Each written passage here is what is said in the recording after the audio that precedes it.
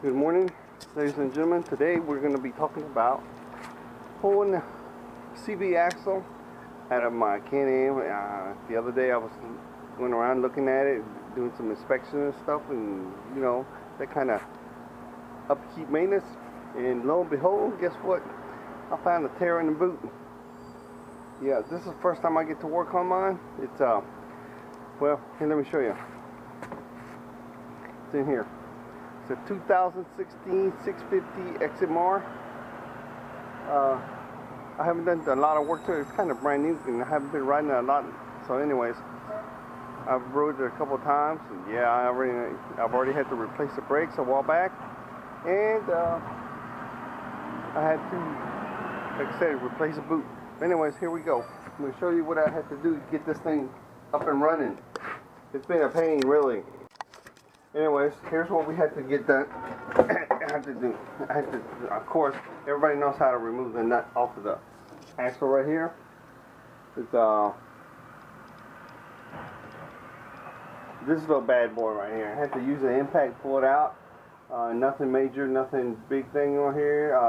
Got two bolts on the caliper back here that had to come off, and it's got a bracket.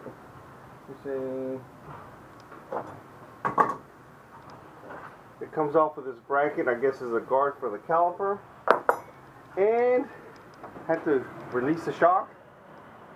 And another thing that you probably not realize that you gotta do is you gotta release that anti-sway bar. Now there's two places you can do it. You can do it over here at the top, or you can do it down here at the bottom. Either way, it will work for you, because unless the other wheel's coming off too, then you're gonna have to release one of the sides.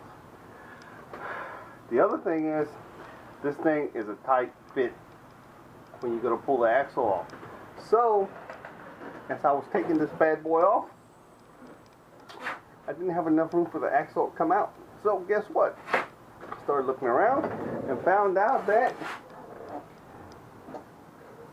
the swing arm is hidden on the brace right here. And that you need just a little hair more to come down so you can get clearance to pull the axle out. So, what you can do is either release the whole swing arm, which is a lot more work, or do what I did. Took a pair of pliers right here and bent it just down just a little bit, and it gave me enough clearance to come out. And now we got the axle out. Now here we are. I have the axle all completely tore down because I've never taken one of these before, so I went ahead and took it off before I got the camera ready.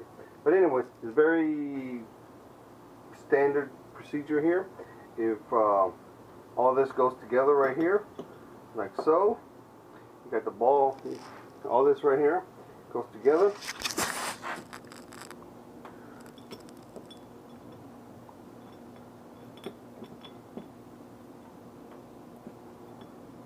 Let me see here.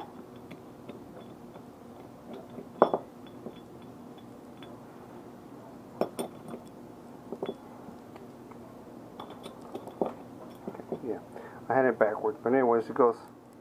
Then you gotta. Then the balls go in there. But anyways, just like so. You got 6 of them.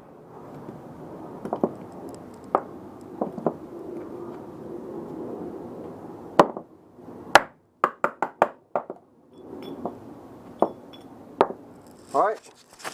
Now this little thing right here, there's a certain way it's got to go. If you look in there, see there's a groove.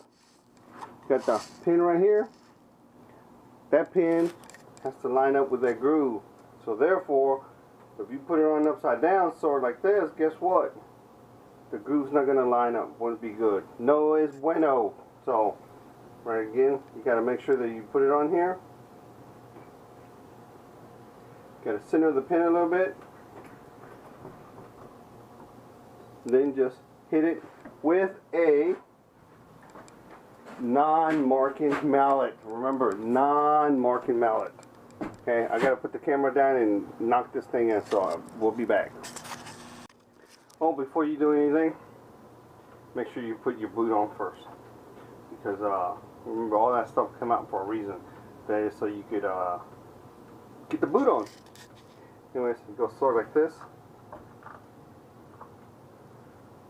then this, then this, then you insert the balls in there, and then you put some grease in that bad boy, and it goes in. Alright, here we go. Anyways, here we have the shaft almost put together and stuff. I already put one clamp on, I already put the grease inside, I snapped the ring, the little locker that goes in here, also the spider gear that goes in there, I locked it in the ring. Now we're getting ready to tighten up the last clamp here. You got to be careful with these clamps, and you make sure the standard procedure is make sure you burp the boot, you line it up in on the slot that it goes. That way, if it's got too much air in there, it'll pop open and it'll blow off the joint right there. Then you have to redo this all over again. You don't want to do that. You only want to do this once. So once you got it on, like I said, burp it. You just take some kind of object right here. I just took a little pin, put it in there, open it up a little bit, and moved the axle around, and then released it. It went back in there, and now it won't collapse, and it won't balloon out, so it won't pop off, and we'll be getting ready to go. So be ready to ride this weekend. By the way, since we're already in here and it's all open, I went ahead and bought these little internal greaser things a while back, and we got the bearing out and stuff like that, and you already know these bearings usually don't have a lot of grease, and we're already in here. We're going to head and pump some extra grease in that bad boy, because that's what we do, and that's how we roll. Alright guys, this concludes this job. As you can see, the axle is back on.